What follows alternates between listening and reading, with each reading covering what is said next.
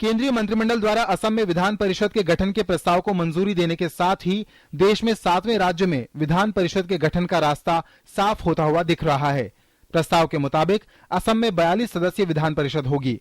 फिलहाल देश के 6 राज्यों में द्विसदनीय विधानमंडल की व्यवस्था है। शेष राज्यों में विधानमंडल में केवल एक सदन विधानसभा है।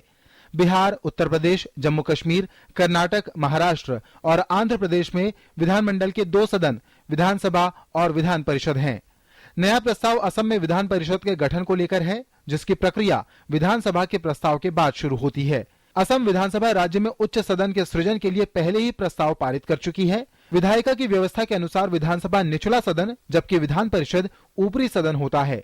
किसी राज्य के विधान परिषद में उस राज्य की विधानसभा में सदस्यों की कुल संख्या की 1/3 या कम से कम 40 सदस्य होने का प्रावधान है। केवल जम्मू कश्मीर के विधान परिषद में 36 सदस्यों की व्यवस्था की गई है। राज्य विधानमंडल में ऊपरी सदन विधान परिषद के लगभग 1/3 सदस्य विधानसभा के सदस्यों द्वारा चुने जाते हैं। 1/3 निर्वाचिका द्वारा, जिनमें नगर पालिकाओं के सदस्य, जिला बोर्डों और राज्यों में अन्य प्राधिकरणों के सदस्यों द्वारा चुने जाते हैं। इसके अलावा सदस्यों का चुनाव शैक्षणिक क्षेत्र के प्रतिनिधियों, पंजीकृत स्नातकों द्वारा भी किया जाता है। विधान परिषद में राज्यपाल की ओर से साहित्य, विज्ञान, कला, सहयोग आंदोलन और सामाजिक सेवा में उत्कृष्ट कार्य करने वाले व्यक्तियों में से मनोनयन भी किए जाते हैं।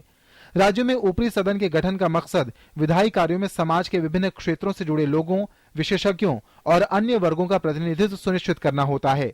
विधान परिषदों को भंग नहीं किया जा सकता, परंतु उनके 1/3 सदस्य प्रत्येक दूसरे वर्ष में सेवानिवृत्त होते हैं। आजादी के समय असम में ऊपरी सदन था, लेकिन बाद में इसे खत्म कर दिया गया। लेकिन राजनीतिक दल लंबे समय से इसकी मांग कर रहे थे। असम में विधान परिषद के गठन को मंत्रिमंडल की मंजूरी मिलने के बाद अब इसके गठन की प्रक्रिया संसद के जरिए पूरी की जाएगी। Bureau report, DD news.